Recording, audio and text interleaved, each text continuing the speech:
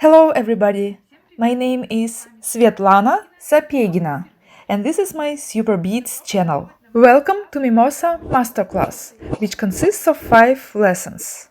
This masterclass is intended for very experienced beaters. No kidding! So please make sure that you have already watched my previous tutorials or at least you are a pro in the basics of the French beating. However, it's not what is called the French beating technique. It's Russian technique. I'm talking about mimosa leaves now.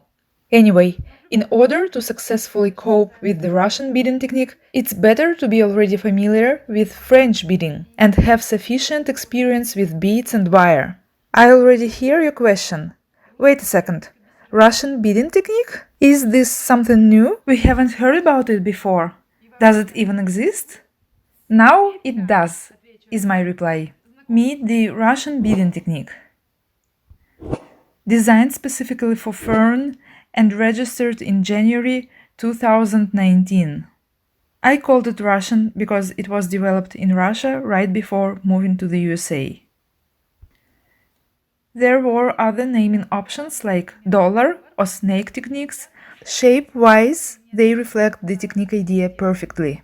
We have 2 basic wires twisting in the middle, and a snake-shaped string of beads woven through the basic wires. Of course, mimosa and fern leaves patterns are different, but the main idea is the same. Since then, I have received numerous requests to teach this technique, comparable only to the number of asks for my wedding bouquet with calla lilies. So, next in my plans is the fern tutorial. Everything is almost ready for it, I just need to put it together. Here I have all the step-by-step photos. As always, everything is very detailed. In total, there are more than 130 photos. Of course, even more pictures were taken, but it is simply impossible to include everything. The texts in Russian and English are all ready. By the way, I also have a simplified pattern of a small fern leaf. That was a masterclass for the Preciosa company. It's already available at my Super Biser DIY Etsy store. Please check it out, find the link below this video. So, while working on mimosa leaves in the 4th lesson, we will learn a super brand new Russian beading technique. In the 5th lesson, we will assemble a mimosa branch. Mimosa blooms are also made in a very interesting unusual technique of modified loops, where the loops in fact turn into a spring. My goal was to create yellow round mimosa fluffs or flowers specifically from tiny seed beads, to make them look like miniature beaded balls. However, other types of glass beads are also used here as an artistic highlight. Traditional loop technique disadvantage here would be twisted wire legs under each loop.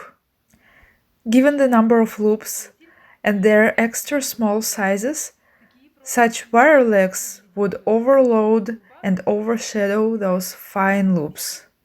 Plus, making so many loops would slow down the process significantly. So, here we have the spring modification. This is still the same cluster of loops, united by a mutual leg. This allows us to get perfectly shaped beaded balls without excessive wire and efforts. You will find detailed instructions in the 2nd lesson on the example of the first branch. The 3rd lesson will be devoted to the patterns of all other blooms. The advantage of yellow mimosa branches is that there is no need to strictly follow the pattern in order to recreate them. It's enough just to learn and understand the technique, and then follow its overall idea. After you got the idea, you can put the pattern aside and just enjoy the beading process.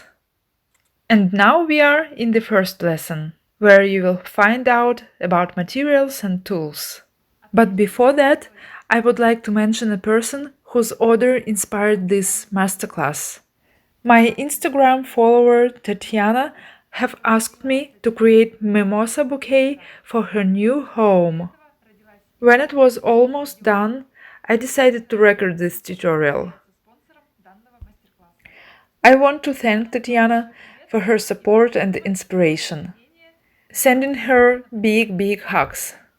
So now let's move on to materials and tools. You will need small Japanese seed beads, for example Toho Aiko or Toho Round 15O, 4 shades of yellow. Here I have a box with different textures of Toho Aiko cylinder beads, from light lime to rich bright yellow. For artistic purposes, you can also add dark yellow shades, such as mustard or pumpkin hues, and 3 shades of green. Here I have Japanese Toho Aiko beads of various green shades. I will choose different combinations for leaves in different mimosa branches. I like to use similar shades of green of different textures for one leaf to accentuate the volume of the leaves. Toho Aiko are precise cylinder beads which inspired me to create mimosa. They are not cheap. You can always replace them with tiny Toho round size 15O. Main point is to use small seed bead sizes. If you take regular size or bigger, you will most likely get a gigantic mimosa. You will also need rondelle beads of various yellow shades, from light green or lime to bright yellow, sometimes even dark yellow. 3 main sizes. These are the smallest lime spacer beads, 2.5 by 5 mm. These rondelles are 4 by 6 mm. They have a flattened oval faceted shape. And the largest rondelle beads are 6 by 8 mm. We won't use a lot of this size, just 2-3 beads for one mimosa branch, plus around 40 beads of other sizes. Or you can use other shapes, such as bicone beads. Also in 3 main sizes, 4 mm, 6 mm, and 8 mm. But I prefer a slightly flattened shape, like rondelle.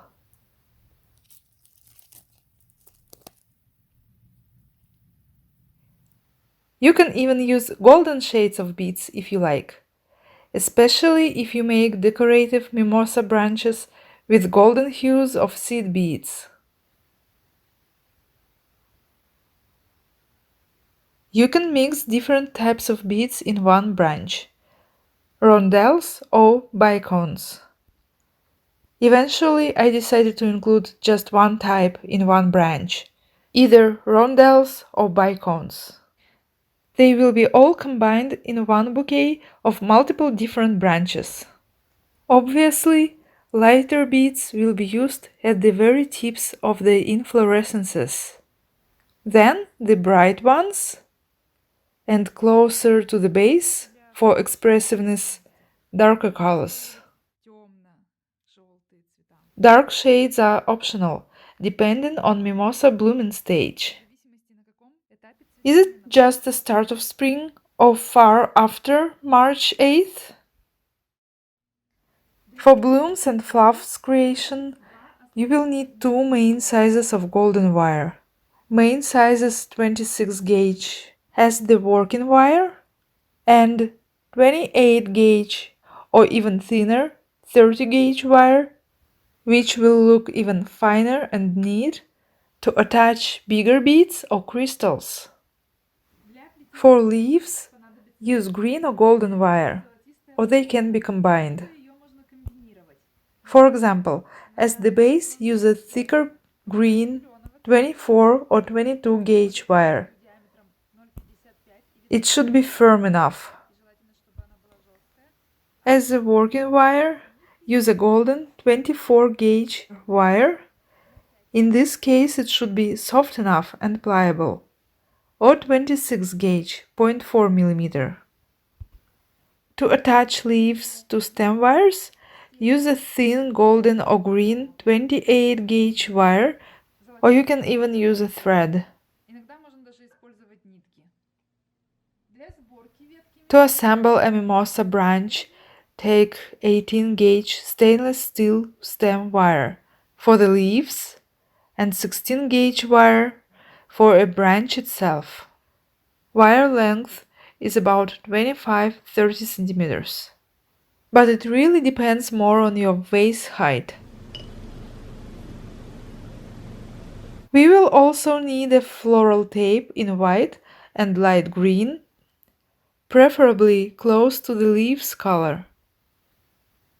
Then acrylic paints in golden, green and brown colors and a brush. In addition to basic tools, we will use very interesting and tasty auxiliary tools, toothpicks and lollipops, or any other sticks of the right size. For example, these toothpicks are 2 mm in diameter. A regular lollipop is 3 mm in diameter. And a large lollipop has a stick with 4 mm in diameter. As always, we will need wire cutters, as well as round nose pliers to create loops, and nylon jaw pliers. Also, bead stoppers can be useful to prevent beads from slipping off your wire. And a bead spinner, for sure, to string beads on wire, or better 4 or 5 of them. Let's move on to the second lesson.